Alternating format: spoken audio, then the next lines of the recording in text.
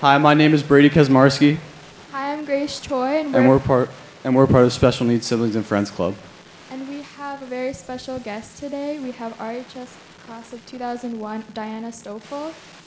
And as some of you may know, it was World Down Syndrome Day yesterday, so Diana came in today to speak about her experiences, her life as a part of the Down syndrome community. So without further ado, please join me in welcoming Diana Stolfo.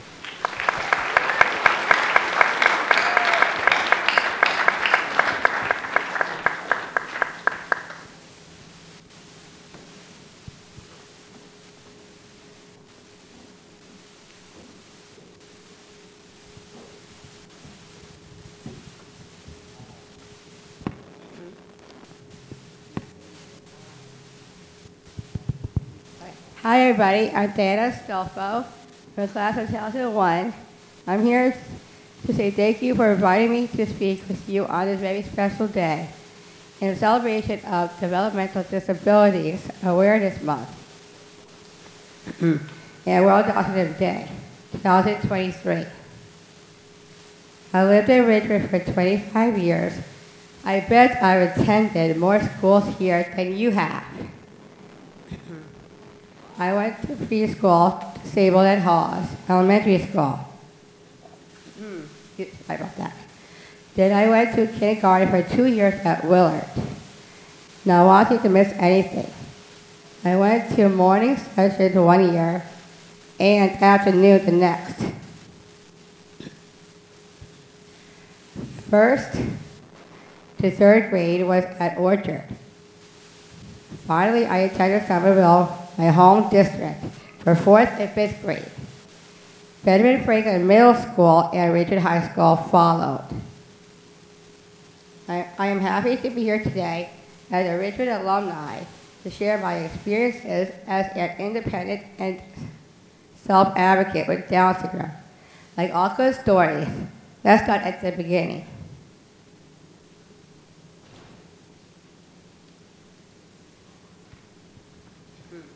When I was born, the doctor wasn't sure I had Down syndrome.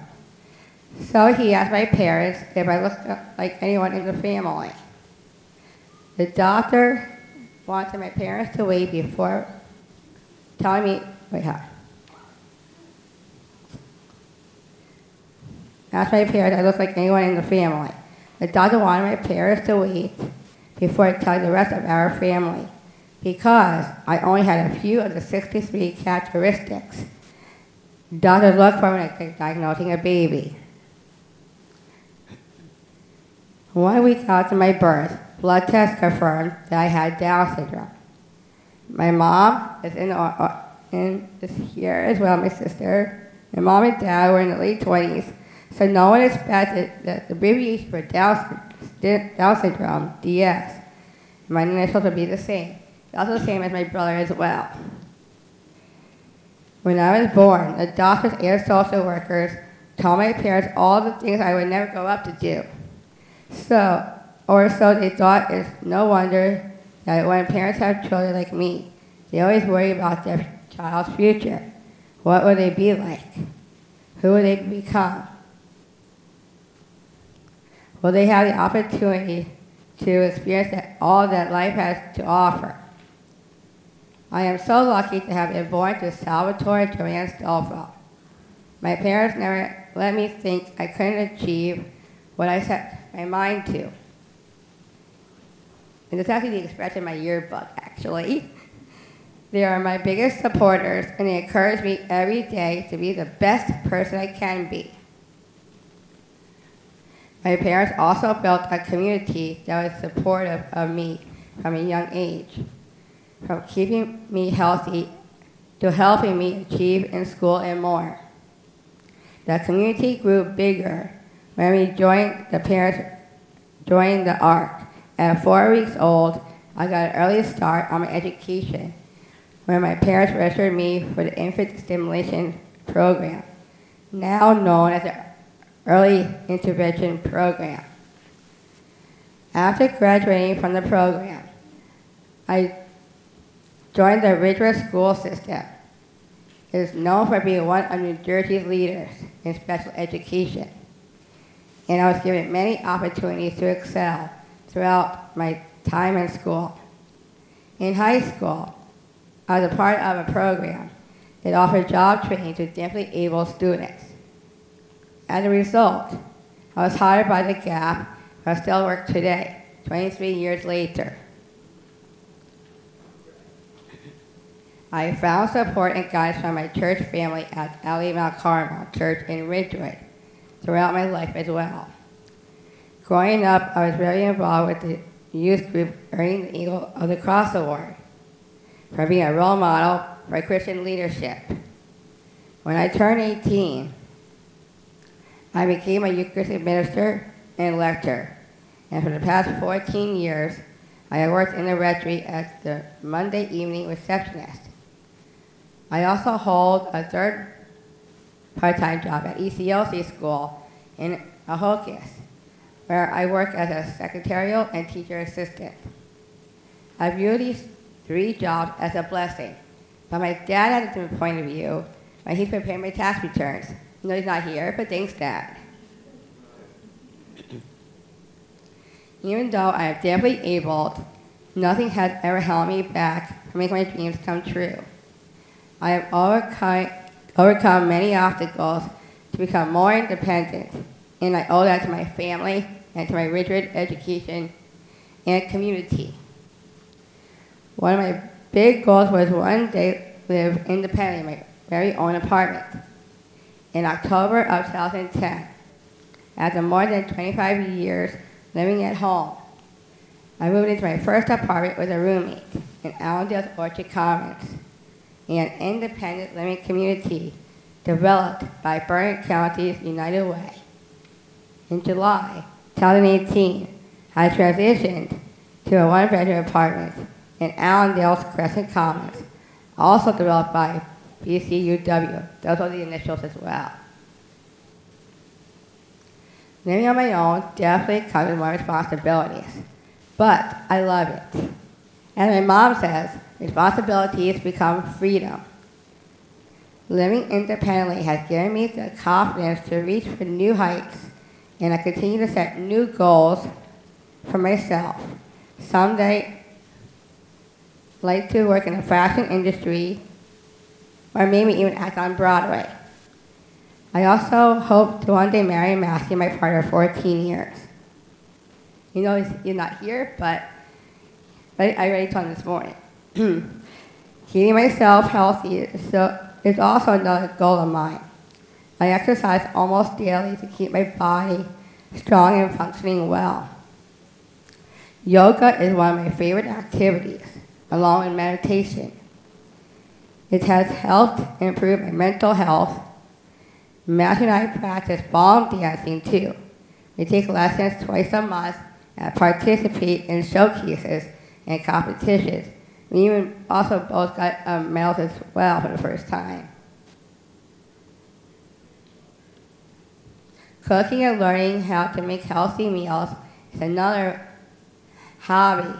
Angelica, one of my service providers, helps me make my grocery list each week.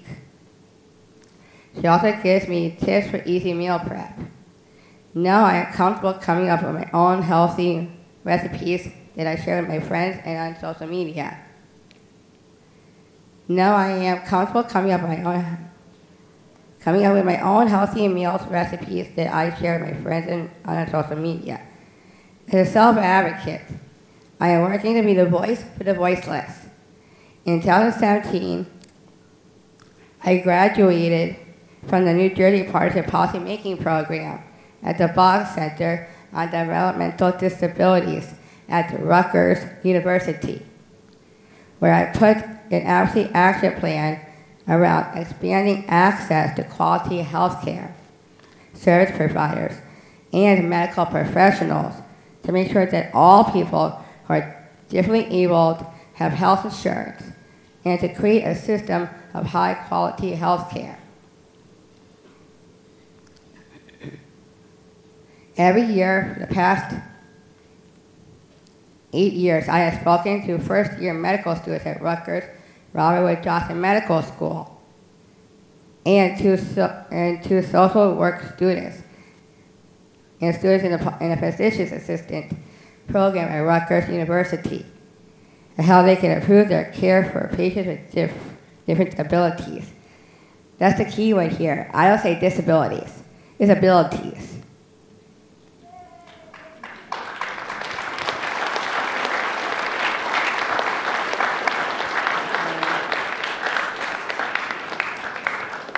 The key is to show respect, to listen, actively communicate well, make eye contact, show compassion, and get to know their patients for who they are outside of the doctor's office.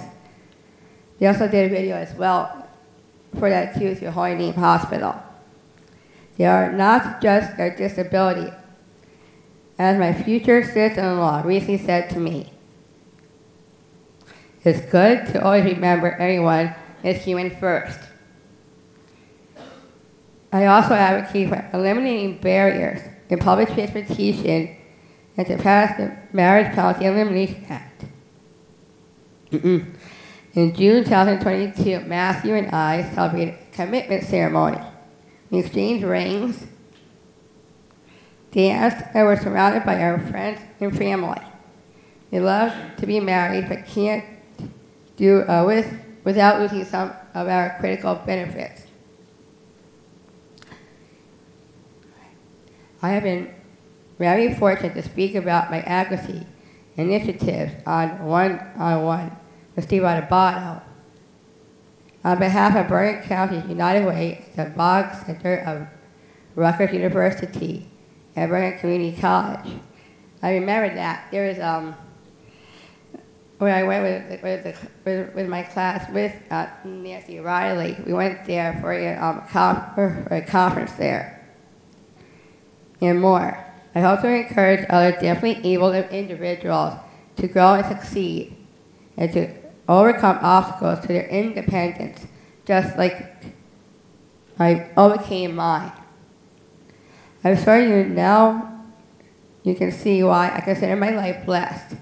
When I reflect on my life, I see how full it has been and how much I have been able to accomplish. I am an example of life transformed and proof that people with Down syndrome and other disabilities can develop and thrive no matter who we are. That's because Down syndrome is part of us. It does not define us. I would like to thank the Richard education system for your support over the years and for giving me the opportunity to show others that it's not about what you can't do, it's about what you can do. I hope that you learned a lot from hearing my story. Please connect with me on social media and follow along on my journey. Thank you for sharing this special day with me. Thank you.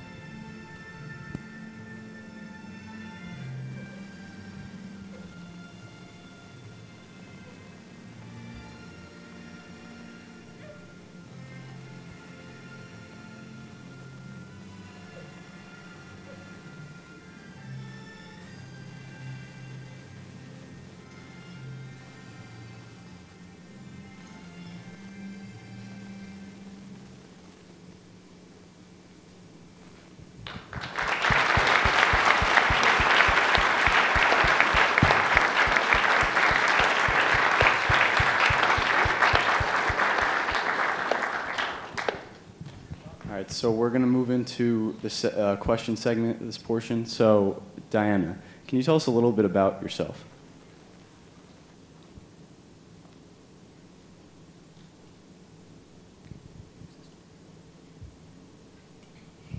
That's a great question.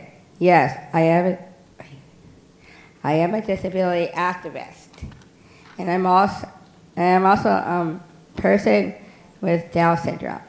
And I'm 41 years old, and I graduated from Richmond High School, and graduated all of the schools I went to here in Ridgewood.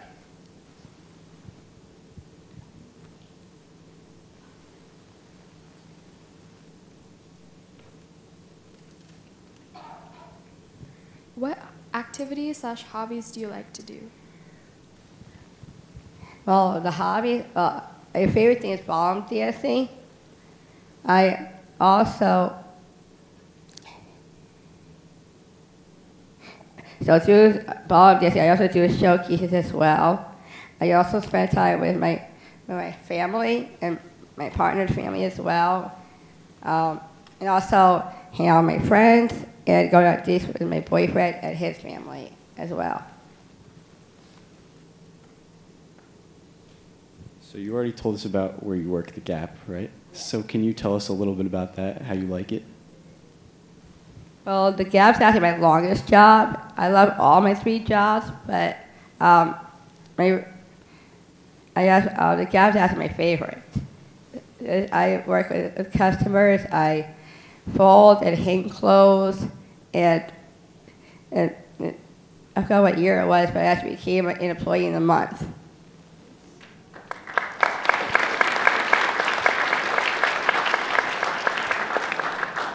I saw a video of you on PBS NJ Spotlight where you were part of a marriage access for persons with special abilities act ceremony in Montclair. Can you tell us a little bit more about that? Yes, definitely.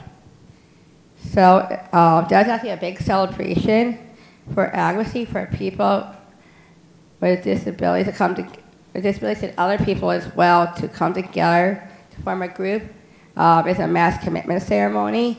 Even though I had a commitment ceremony last year, but the great opportunity is amazing.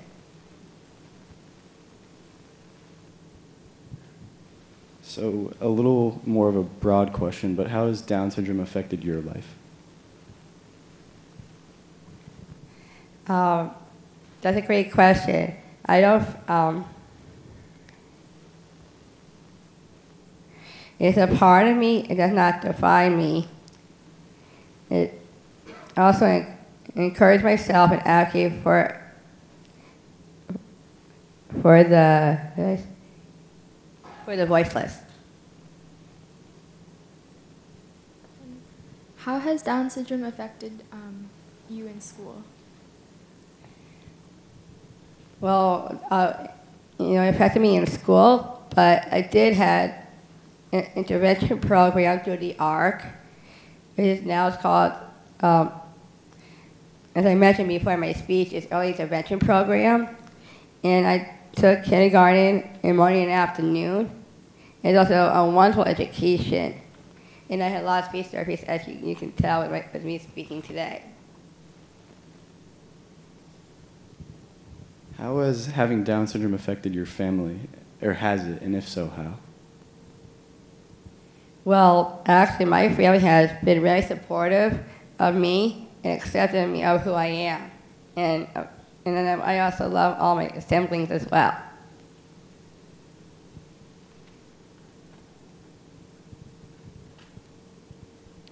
What are some difficulties that people with Down syndrome face? The 3 difficulties is the healthcare system is hard to find supportive housing, and also Medicaid as well, and also transportation. I actually working on that. I actually was able to get access things back because where I live in Allendale doesn't go up to Allendale, only up to Waldwick. So I actually did a report on it for Access Lake, and it's not now it can't get to go to Allendale. It got approved.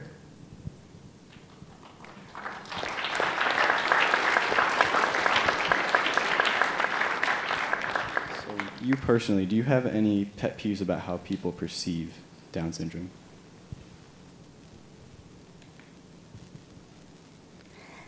I don't like when people make assumptions of people with Down syndrome and also other disabilities. And I don't like when people stare at me either.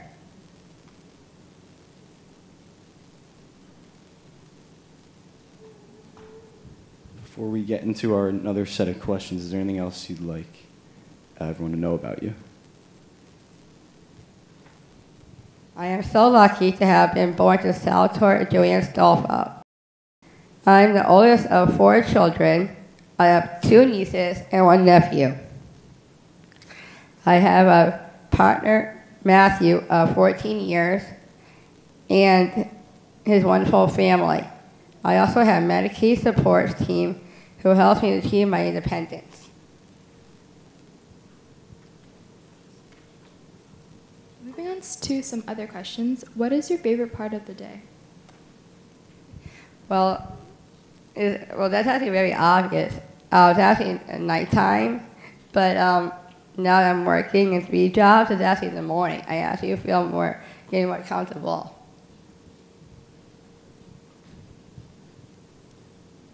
What is it like living independently?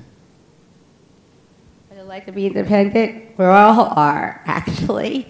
And 2, it's a wonderful feeling that I am working, and everybody is working too with disabilities, and that I cook. Overall, I have also a support team I could hire, but I'm actually the employer for that. But with my independence, it all became because of the school system. What is something that you love to cook? Well, my favorite food is lobster, but I don't make that yet. But there's other foods I make too as well. What's your fondest memory of Ridgewood High School? Being in the classroom with Nancy Riley. I remember one of the classes.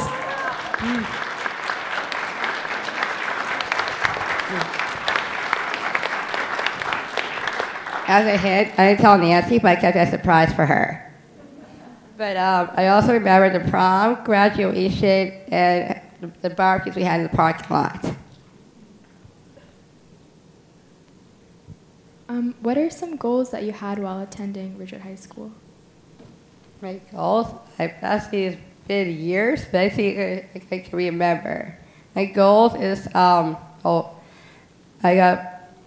because I was in the special education program, I was able to do my work and studies with Nancy Riley and other staff here at Ridgewood High School. It would have helped me a lot as well, and to go back to the regular classroom with other people, because here we're all inclusive. You had mentioned being a special needs activist, so what or how can other people become advocates for Down syndrome or the special needs community? What is your advice for that? Just be yourself, be kind, compassionate, just be who you are just now. And at RHS, how can we create a more inclusive community? That's what you're doing just now. Just be yourself, get out there, go on social media. If you have social media, anything that you can utilize to be wonderful.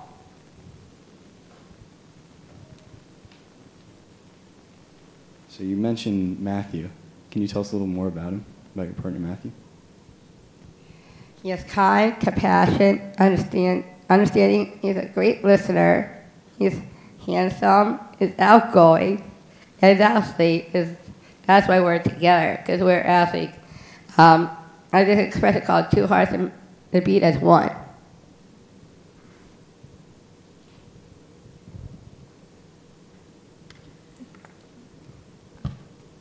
What strategies do you do to keep your confidence high?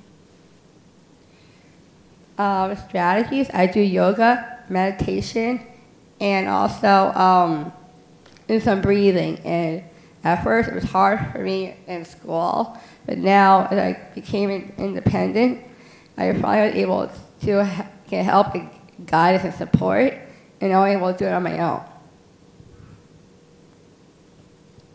All right, so we have a few left, but do we have any questions from the audience?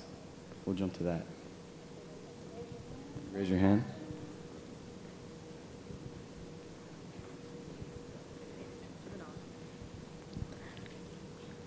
So I have a question. How was it going from Ridgewood High School into like your other schools? Did you like have a hard transition, or was it like easy?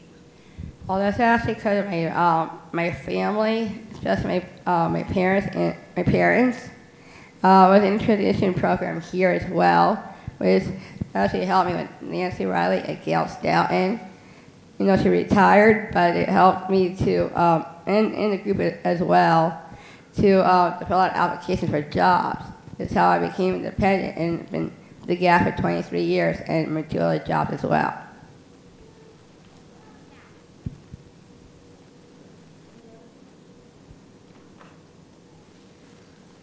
Anyone else?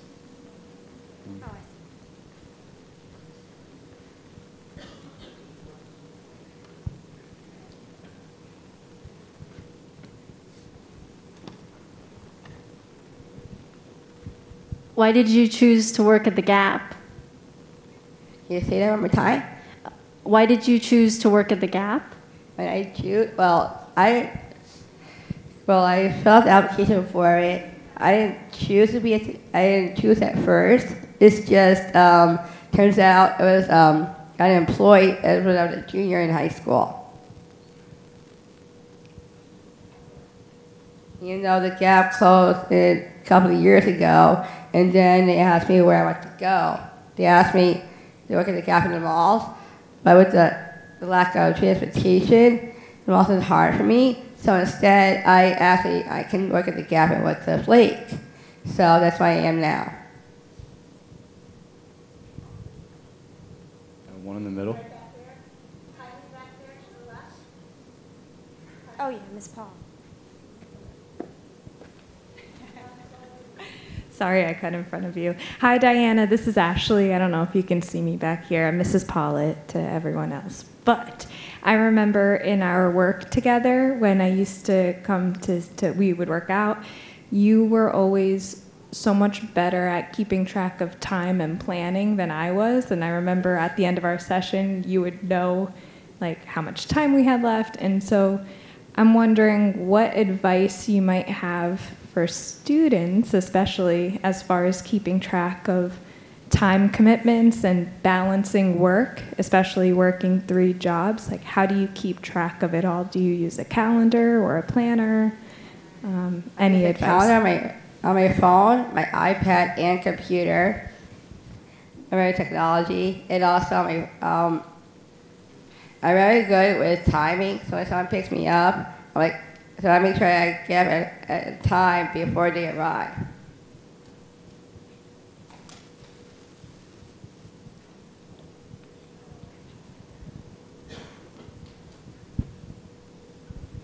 Which was your favorite elementary school? There are a lot of them, so I'm just saying all of them.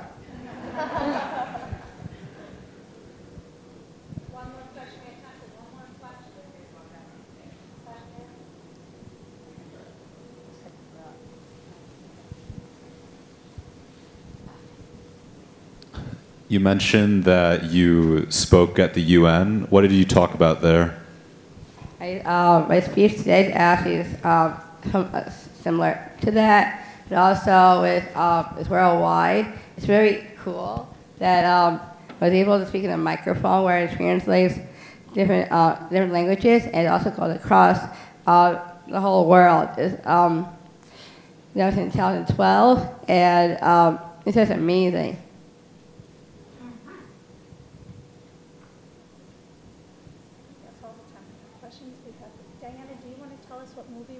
There's one more. Oh, question. there's one more question? Right here. All right, one more question up there. Wait. Okay, take it. They're all different dance styles. I actually like, right now I'm working on the foxtrot, but I like the tango, because a couple of years ago, Matthew and I did one of the songs from Phantom of the Opera. So it'll be a little extra something I thought of on the screen, so I hope you enjoy it.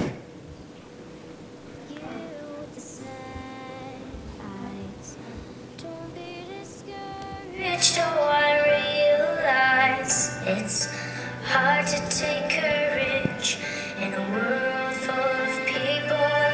You can lose sight of it all, and darkness still inside you makes you feel so small. I can name a couple things that should never change, like the feeling of happiness that you get when you're with friends on a summer day. The simple things, how we work, how we play, how we all should treat each other the same. You know acceptance isn't easy though, it challenges us all in some way, whether it's color, age, gender, or race. Feeling comfortable when someone else is different than they in our space, and it pressures us to be open to change. Take a moment from the script and try to picture this with roles rearranged, because you're different, you experience hate. You're treated not because of actions that you've taken or a terrible mistake, but hated on because of your DNA. I see your true colors shining through. I see your true colors, and that's why I love you. So don't be afraid to let them show your true colors.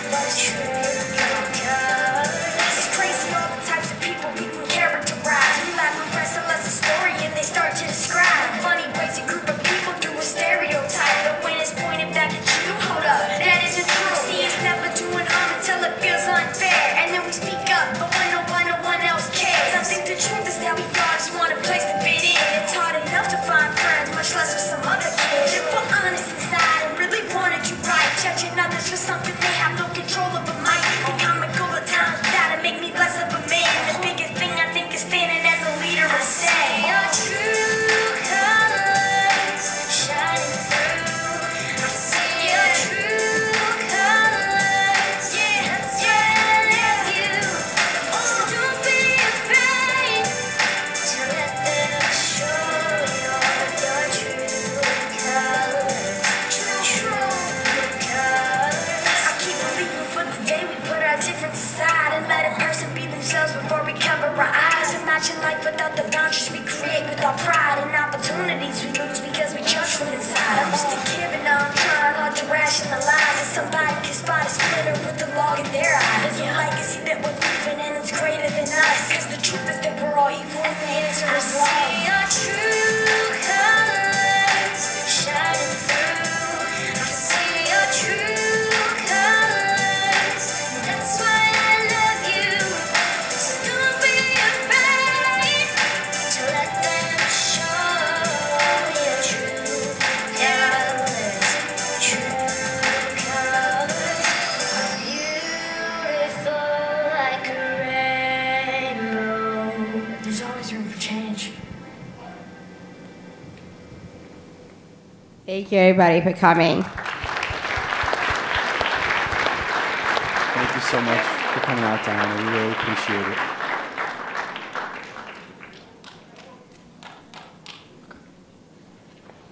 All right, so we have... Yeah. Diana, thank you so much for coming again. Thank you guys all for being such a great audience. And we have some flowers for you, Diana. As I can say, true colors.